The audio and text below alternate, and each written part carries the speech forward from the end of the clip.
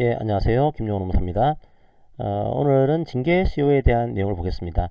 징계 시효가 원래 3년의 시효를 가지고 있다가 5년으로 연장이 된 거예요. 그럼 연장된 징계 시효에 따라서 징계위원회 개최한 것도 효력이 있는지에 대한 것들이 다퉈진 그런 사건입니다. 상당히 독특한 그런 사건이니까 한번 잘 보시길 바랍니다.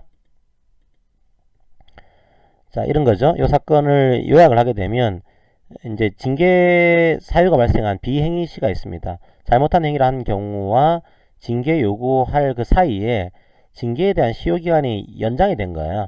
원래는 3년의 시효를 가지고 있었는데 5년으로 연장이 된 겁니다. 그 5년으로 연장시켜 가지고 그 연장된 기간 중에 징계하는 거, 이것도 효력이 있는지가 다퉈진 그런 사건이에요. 한번 내용을 보도록 하겠습니다.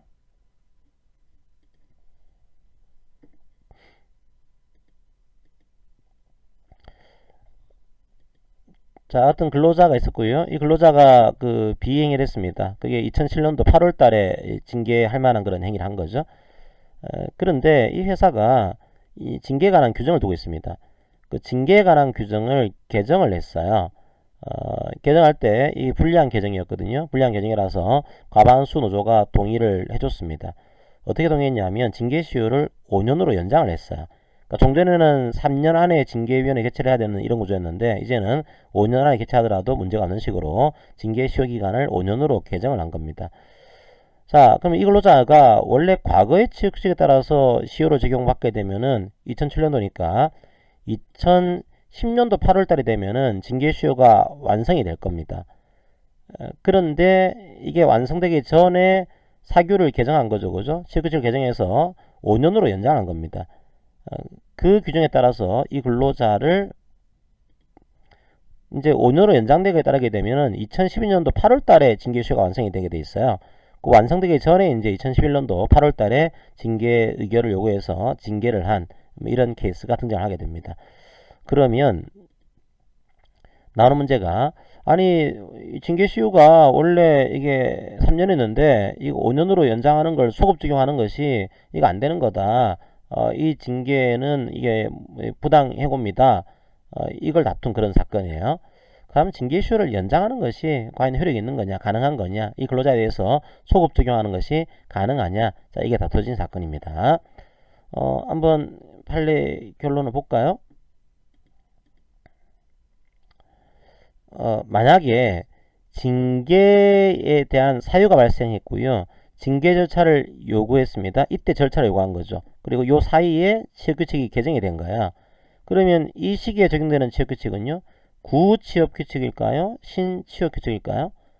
예, 취업규칙은 개정되게 되면 취업규칙이 개정된 이후부터 효력이 발생되게 됩니다. 그러니까 이제 취업규칙이 개정된 이후에 징계 절차를 요구할 경우에 이 징계 절차에는 바뀐 취업규칙을 적용하겠다. 이게 일반의 원칙이죠.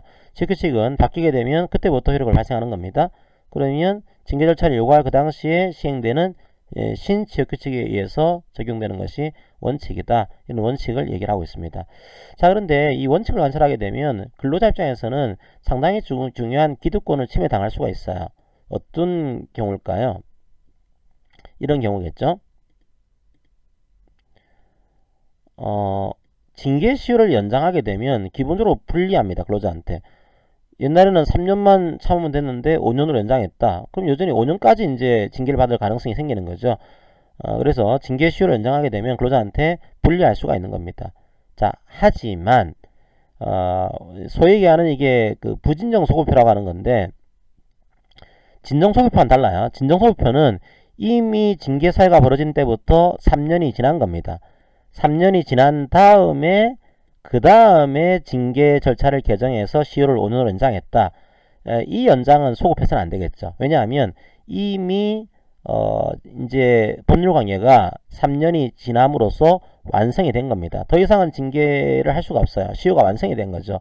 그 완성된 이후에 이걸 소급 적용하겠다. 그거는 심각한 기득권을 침해하게 되는 문제가 생길 수가 있습니다. 이 경우에는 징계를 할 수가 없는 거죠. 자, 하지만 이게 아니고 우리가 소위 얘기하는 부진정 소급표, 징계의 시효가 3년인데 3년이 완성되기 전에, 아직까지 이 법률 관계가 완성된 게 아닌 거죠. 완성되기 전에 취업규칙을 개정해서 이 취업규칙에 따라서 5년으로 연장했다. 그래서 5년으로 연장한 겁니다. 연장한 다음에 5년 안에 이 징계위원회 개최한 거다. 이거는 효력이 있는 겁니다. 이거는 이 법률관계 완성이 된 게 아니기 때문에 징계시효를 연장해서 연장된 기간 속에서 징계하는 것, 그건 효력을 인정해 주겠습니다. 그게 판례의 시각이에요. 판례는 이런 표현을 쓰고 있죠. 그러한 사실 또는 법률관계가 완성이 된 게 아니다. 이미 완성 또는 종결된 게 아니라고 한다면 아직까지 시효가 완성이 된 게 아닌 거예요. 그때는 이제 징계시효 연장하는 거 이거 가능하다는 것이 우리 판례 입장입니다. 가능해요. 물론 예외적으로 개정 전의 취업규칙에 대한 근로자의 신뢰가 개정된 취업규칙이 적용될 거다, 존속이 될 거다, 이런 근로자의 신뢰가 개정된 취업규칙을 적용해야 되는 공익상 요구보다 더 보호가치가 있다.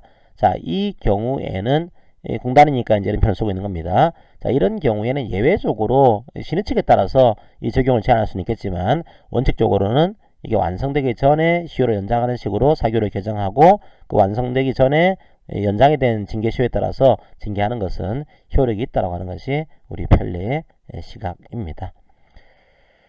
자, 이 당시의 사건에서도 징계시효가 아직 완성이 된 게 아니에요. 완성이 안 됐기 때문에 5년으로 연장된 그 징계시효 연장 기간 안에서 징계했으니까 효력이 있다고 하는 그런 판례로 보시면 되겠습니다.